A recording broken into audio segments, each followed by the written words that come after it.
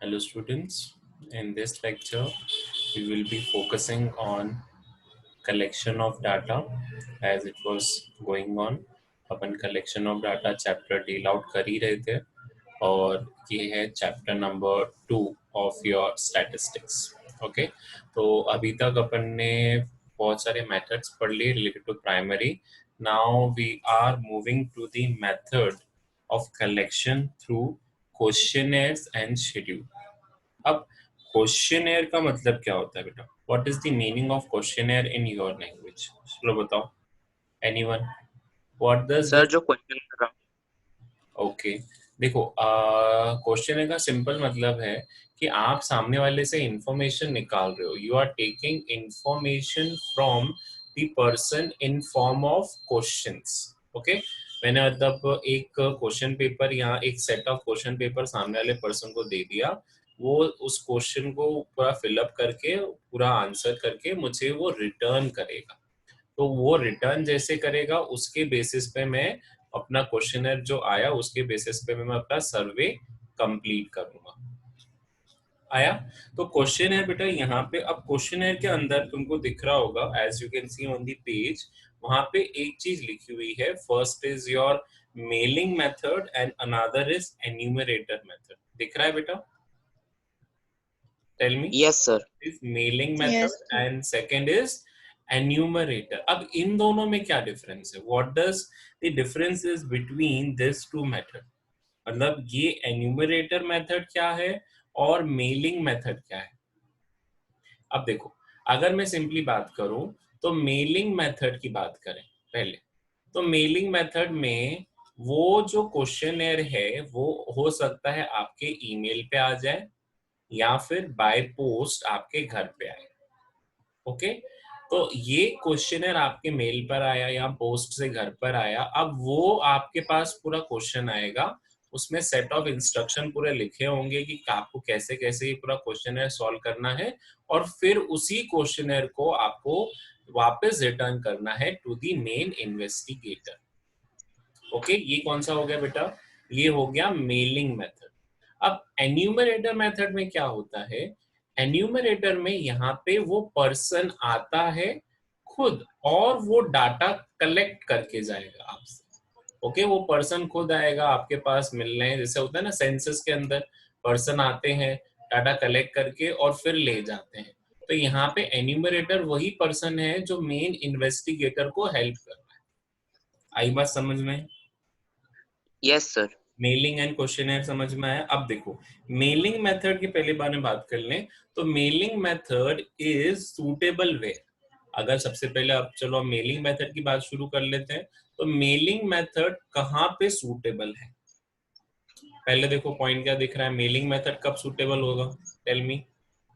The area of the study is very wide. Okay, wide है मतलब मेरे को बहुत सारे लोगों से इंफॉर्मेशन कलेक्ट करनी है, तो उन सबकी ईमेल एड्रेस मंगवा लिए या उनके घर के एड्रेस मंगवा लिए, उन सबको या तो बाय पोस्ट दे दिया या तो बाय ईमेल दे दिया, दैट डिपेंड्स. ओके, तो ये क्या हो गया? ये mailing method. First suitability. Second is जो इंफॉर्मेंट है वो एजुकेटेड बैकग्राउंड का होना चाहिए.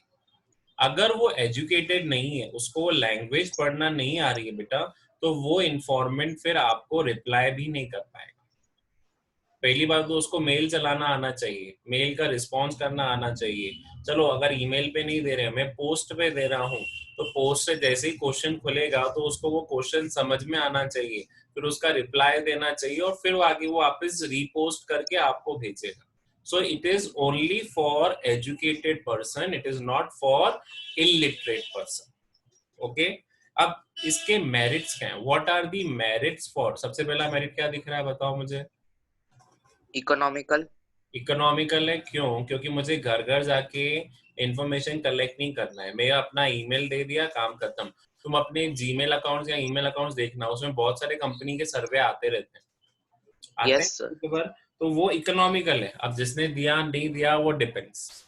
सेकेंड है ये ओरिजिनल है, क्योंकि इंफॉर्मेशन डायरेक्टली कौन फिलअप कर रहा है? वो पर्सन जिसके पास डाटा आया है, तो वही ओरिजिनल फॉर्म में यहाँ पे अपने को कन्वर्ट करके दे रहा है. So this is original form of data. कोई और आके नहीं फिलअप कर रहा है, उसके मेल पर आया है and that person is filling us the original data, वो अपने को सेम डाटा ओरिजिनल फॉर्म में दे रहा है, there is no changes. Coming to is third, जैसा मैंने पहले ही बोला, it is covering a wide area, क्योंकि एक पर्सन नहीं है, अब बहुत सारे पर्सन पे पढ़ना है, तो उनके मेल ले लिए, उनके पोस्ट ले लिए, आपके पास पूरा एक वाइड एरिया मिल जाएगा and you will get the overall information. आया समझ में? Yes sir. Yes, sir. चलिए अब आ जाते हैं इसके डीमेरिट्स पे, यहीं पे मैं डीमेरिट्स लिख लेता हूँ। सबसे पहला डीमेरिट क्या है Saumya, tell me. Lack of interest. Lack of interest. अब जैसे तुमको मैंने बोला कि तुम्हारे मेल पे तो बहुत सारी कंपनीज के सर्वे आते हैं, पर क्या भर के देते हो क्या वापस उनको? No sir. हम कभी भी लैक ऑफ इंटरेस्ट। चलो अगर दूसरा बात करो, यूट्यूब की बात करो, आप यूट्यूब का जैसे ही वीडियो ऑन करते हो, कभी कभार उसमें एक सर्वे आ जाता है, आता है, एक क्वेश्चन दे यस देते सर। हैं और उसमें से अपन, पर उसको हम इग्नोर भी कर सकते हैं, हम नहीं, हमको नहीं भरना है, हमारा मन नहीं है, तो लैक ऑफ इंटरेस्ट यहाँ पे आपको भरेगा ही नहीं, इन्फॉर्मेशन ही नहीं आएगी, तो मैं सर्वे कैसे करूंगा? तो सबसे पहला है लैक ऑफ इंटरेस्ट, कोई जो पर्सन है वो ऑनलाइन फॉर्म भरने में इतना इंटरेस्ट नहीं दिखाता है।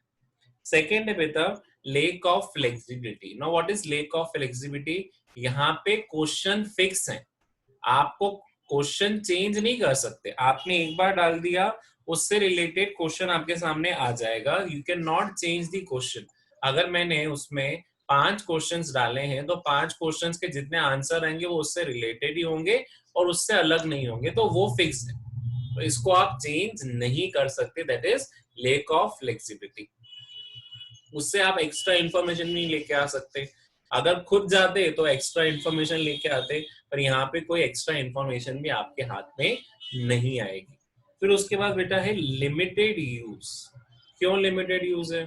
क्योंकि इसको सिर्फ कौन यूज कर पाएगा?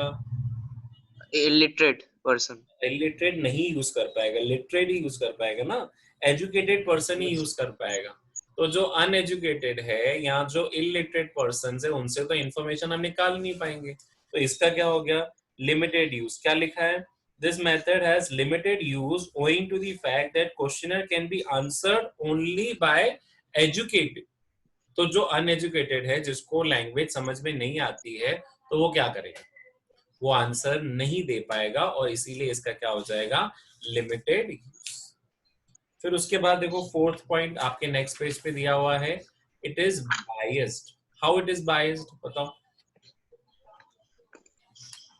सर क्योंकि सिर्फ एजुकेटेड लोगों के लिए है। नहीं, if it is informants are biased, मान के चल मैंने इन्फॉर्मेशन आपसे आया, अब आप हो सकता है कि आप करेक्ट क्या इनकरेक्ट आंसर भी दे दो, अगर आपको चांस मिले तो आप इनकरेक्ट आंसर भी दे सकते हो।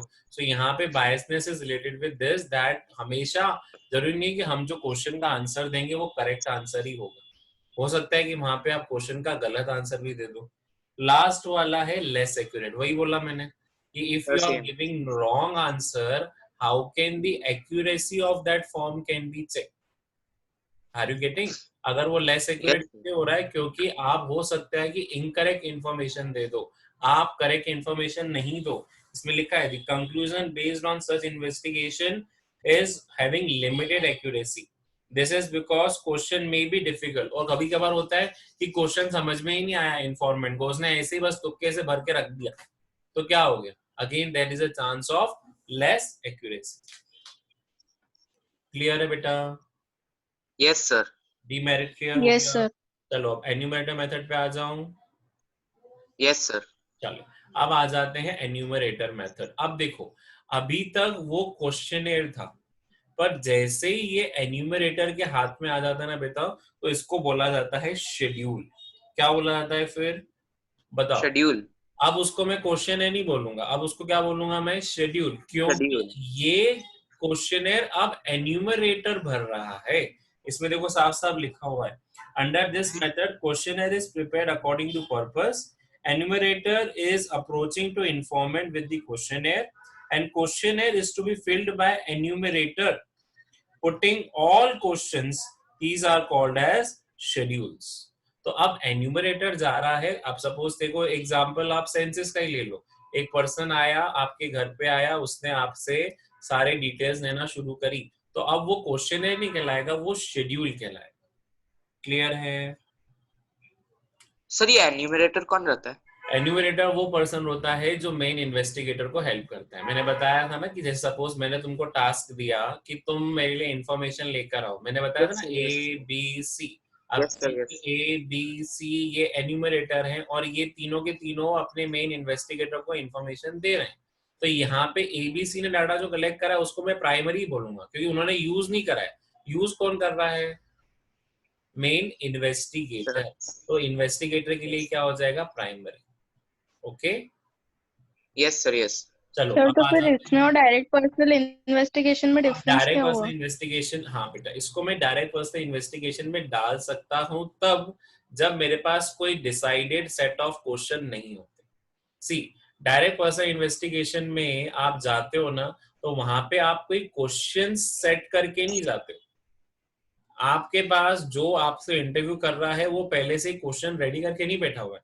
वो कुछ हो सकता है रिलेटेड टू इन्फॉर्मेशन, आपसे बहुत अलग भी इन्फॉर्मेशन ले जाए जो रेलिवेंट ही नहीं है सर्वे के लिए।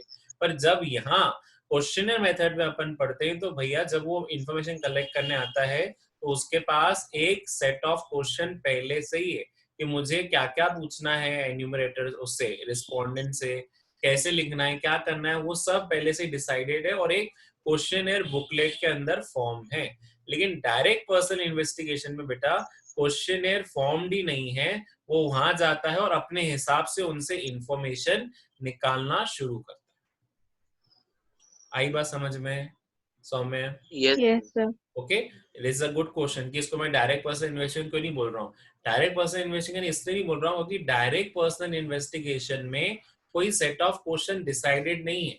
वहां तो जैसा रहता है, जैसे अगर आप मान के चलो आपके पास पुलिस की इंक्वायरी चल रही है, पुलिस स्टेशन पे आपको बुलाया गया, तो क्या पुलिस वाला पहले से ही सोच के रखता है कि क्या क्वेश्चन पूछने हैं, या लिस्ट बना के रख लेता है?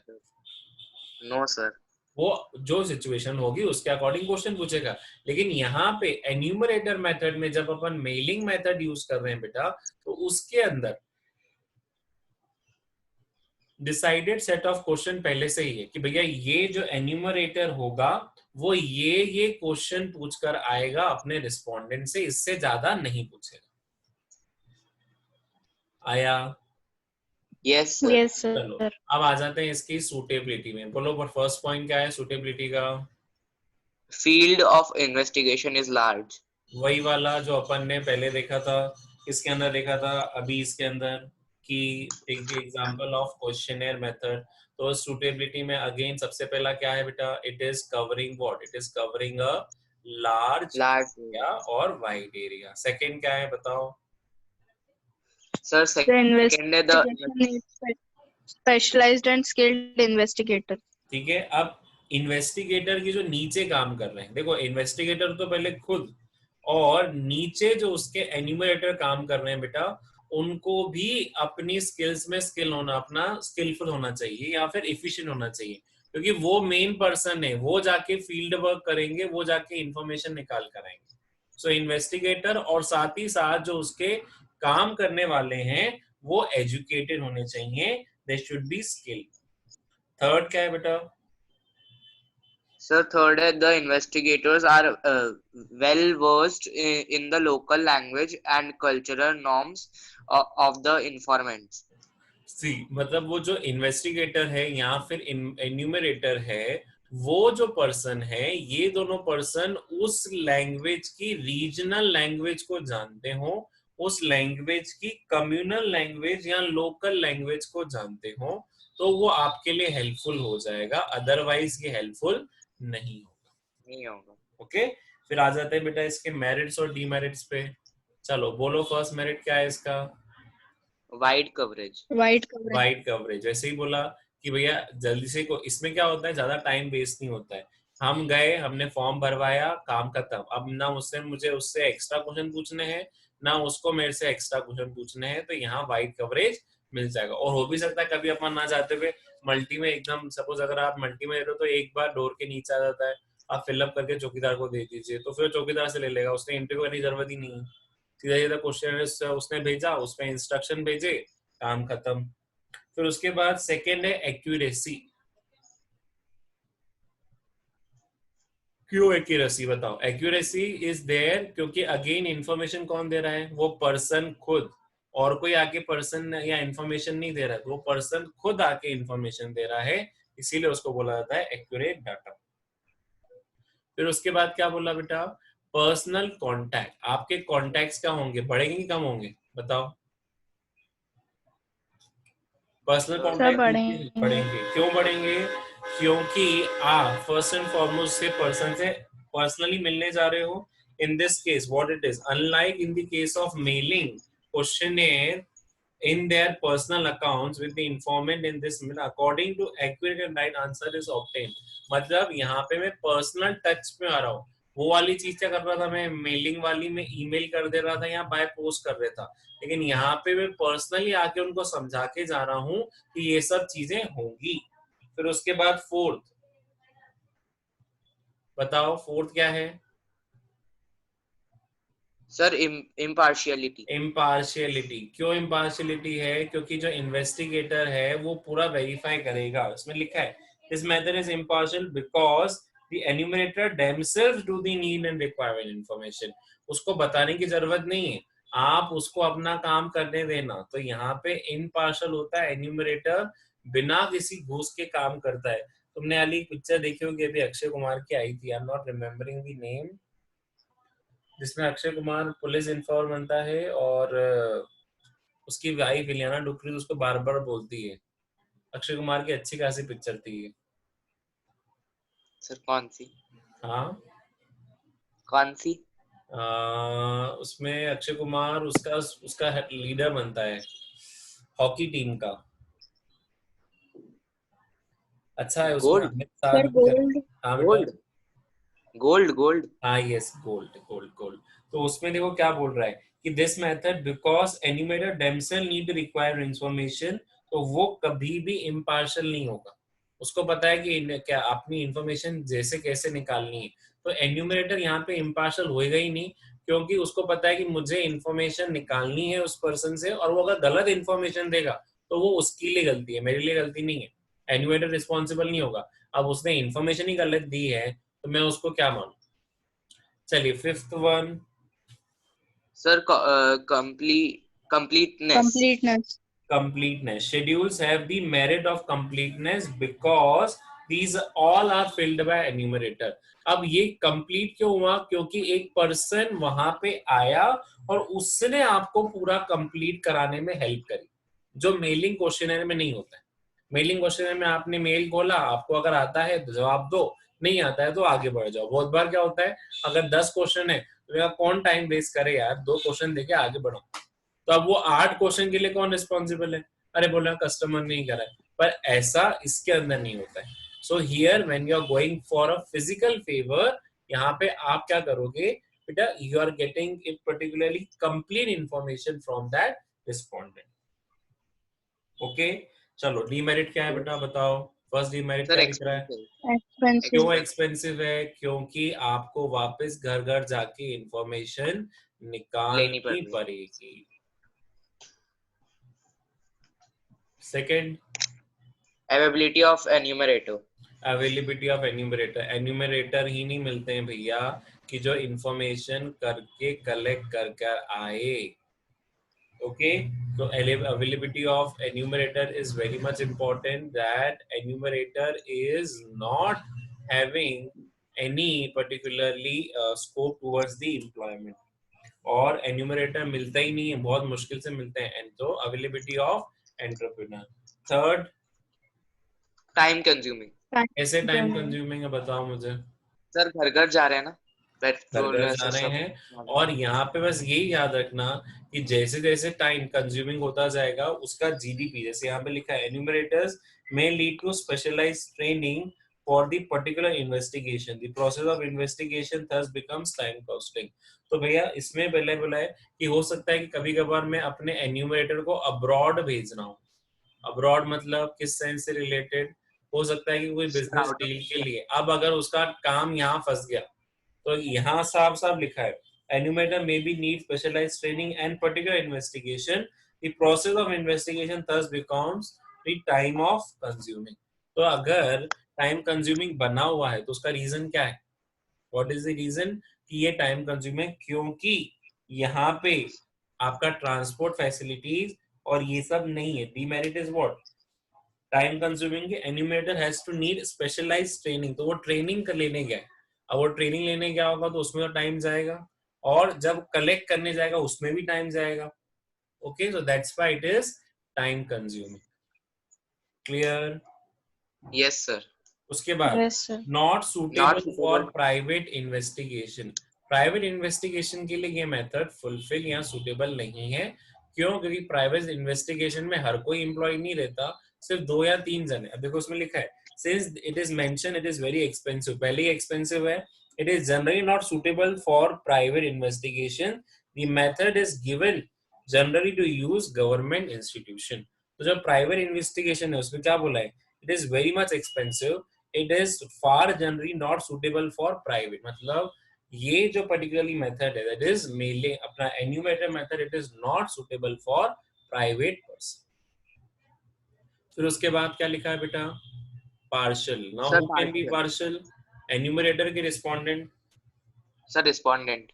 एन्यूमरेटर भी बायस हो सकता है और आपका रिस्पोंडेंट. देखो यहाँ पे तो भी सिर्फ एन्यूमरेटर लिखा है. If the enumerators are bias then the data will not be accurate.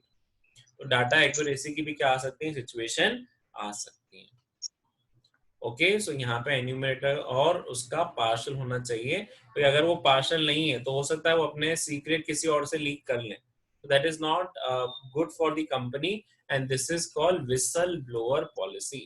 Okay, चलो अब आ जाते हैं next, that is Sir, qualities of good questionnaire. Now what are qualities of good questionnaire? Anyone? क्या कौन से क्वेश्चन आ सकते हैं? चलो आज एग्जाम में तुमको कल एग्जाम देनी है तो क्या क्वालिटीज देखोगे उसके अंदर बताओ. sir, पहले नाम नाम ओके. सर क्वेश्चन पेपर में, हाँ, सर क्वेश्चन पेपर की क्वालिटी पूछ रहा हूँ. नहीं क्वेश्चन पेपर की नहीं, ये क्वेश्चन आ गया construct a sofa cum bed.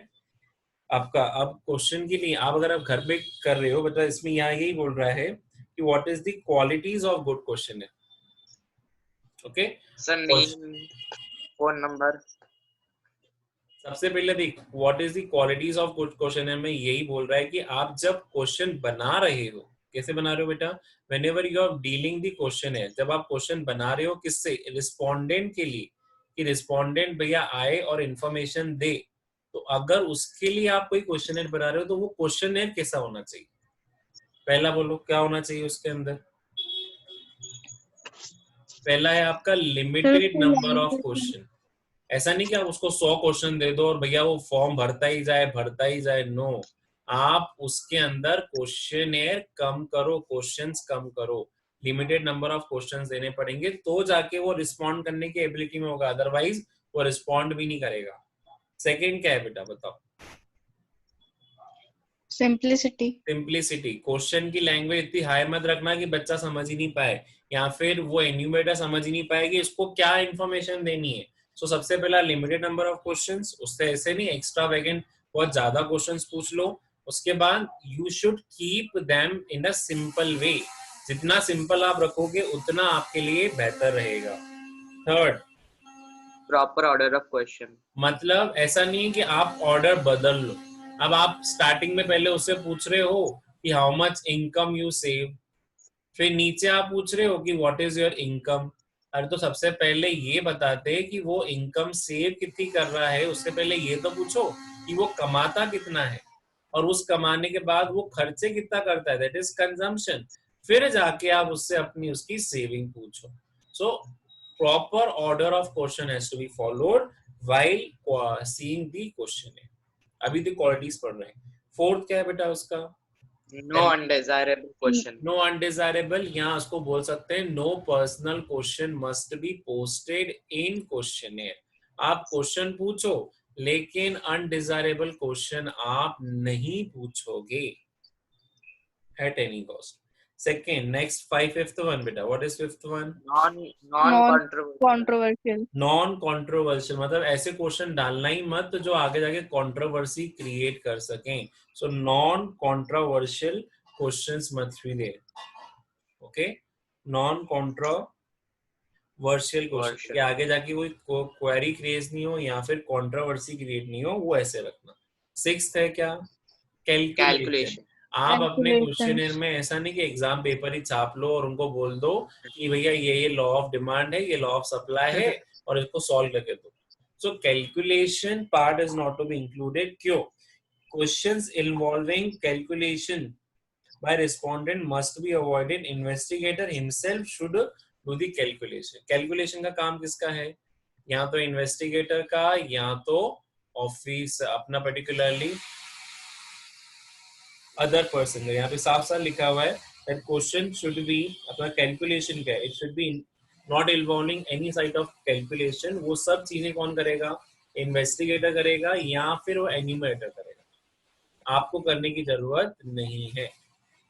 7 बताओ। Pre-testing pilot survey. Now what is pre-testing? Sir, pilot कुछ सर्वे भी बेटा। पायलट सर्वे का मतलब क्या होता है? सर पायलट Before सर्वे का going for actual, you should try your sample on certain group of people। ऐसा ही नहीं कि मैंने एकदम से भैया सोच लिया कि ये क्वेश्चन करूंगा और ये क्वेश्चन भेज दूंगा, फिर मैंने क्या करा कि नहीं भैया हो सकता है इसमें गलती हो, तो एक प्री टेस्ट करने के लिए मैंने क्या बोला, प्री टेस्ट करने के लिए मैंने 5 बच्चों को भेज दिया। अब 5 बच्चों ने बोला कि नहीं सर कोई प्रॉब्लम नहीं है, तो फिर मैं इसके साथ ही जाऊंगा, that is pre testing and pilot सर्वे।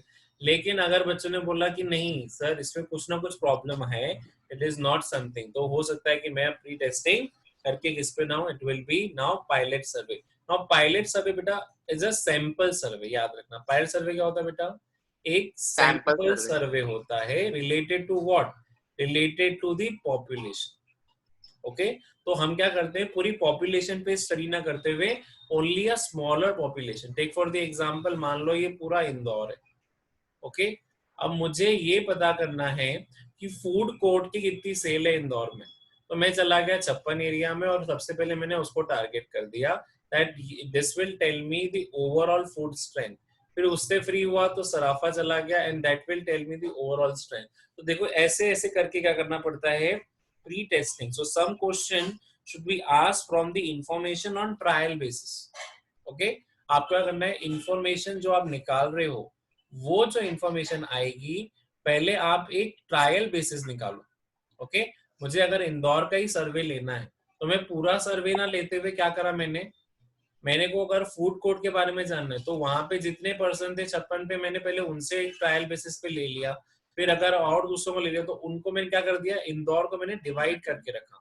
फिर मेरा अगर सर्वे सही था, पहले पायलट सर्वे सही निकाला, फिर जाके मैं क्या जाऊंगा मेन सर्वे पे। क्लियर?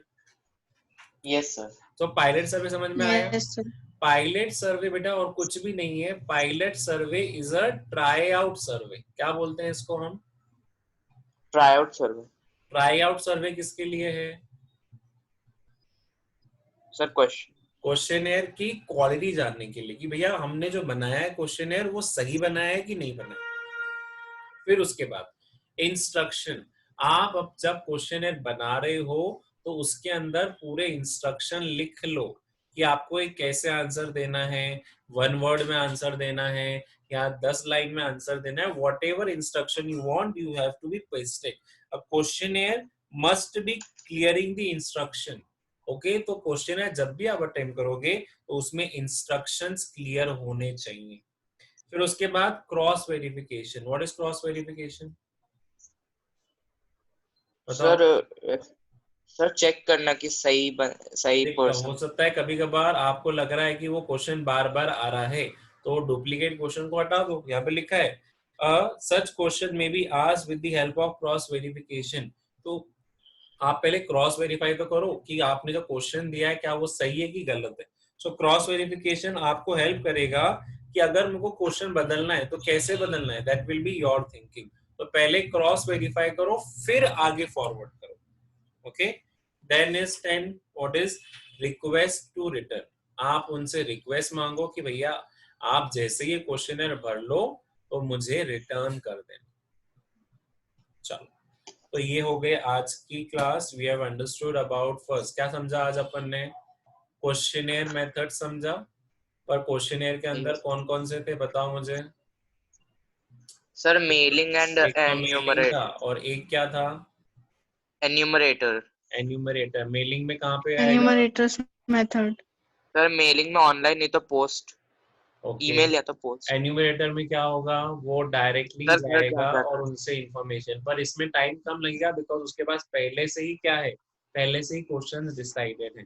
फिर उसके बाद क्या पढ़ा अपन ने, what are the good qualities of question है, जो 10 क्वालिटीज पढ़ ली थी। ऐसा लिमिटेड नंबर ऑफ क्वेश्चन होना चाहिए, सिंपल होना चाहिए, प्रॉपर ऑर्डर ऑफ क्वेश्चन होना चाहिए, नो अनडिजायरेबल क्वेश्चन, कोई अनडिजायरेबल क्वेश्चन नहीं होना चाहिए। फिर उसके बाद नॉन कन्वेंशनल, नॉन कन्वेंशनल मतलब नॉन कॉन्ट्रावर्शियल, कोई ऐसा क्वेश्चन नहीं होना चाहिए जो कॉन्ट्रावर्सी क्रिएट करे। कैलकुलेशन पार्ट के कैलकुलेशन अच्छे से हो जाए। कैलकुलेशन अगर आप दे रहे हो तो इतना टफ कैलकुलेशन मत देना कि बच्चा उसमें ही उलझा रहा है या फिर वो पर्सन उसमें उलझा रहा है उसको आंसर करने के लिए। प्री टेस्टिंग क्या होता है? प्री टेस्टिंग इज बहुत, बताओ प्री टेस्टिंग का मतलब क्या होता है? Sir try out, try out survey, या उसको बोलते हैं हम कौन सा survey? Pilot try out pilot sir. Survey. तो Pilot पायलट सर्वे survey. बहुत जरूरी है बिफोर गोइंग ऑन मेन। फिर उसके बाद इंस्ट्रक्शन, आप अपने इंस्ट्रक्शंस को फॉलो करो। इंस्ट्रक्शंस अगर आप सही से फॉलो करोगे तो आपको क्वेश्चन में कोई भी दिक्कत नहीं आएगी। फिर उसके बाद क्रॉस वेरिफिकेशन। क्रॉस वेरीफाई करो Cross कि वो आपका जो verification. क्वेश्चन है वो सही है कि नहीं। ऐसा नहीं कि आगे जाके मिस्टेक में पता चले कि हमने क्वेश्चन गलत दे दिया। ओके। फिर उसके बाद क्या है बेटा, लास्ट रिक्वेस्ट फॉर रिक्वेस्ट कर रिक्वेस्ट दो फॉर भैया। जैसे ही आपका पेपर बन जाए या कुछ हो जाए तो उसी एनवलप के अंदर एक रिक्वेस्ट भेज दो कि यस, और या फिर उसे रिप्लाई करके भेज दो। That will be your particularly request for books. चलो, I am ending today's session of economics. Hope students you have like today's video. Thank you for listening and do subscribe my channel for further updates.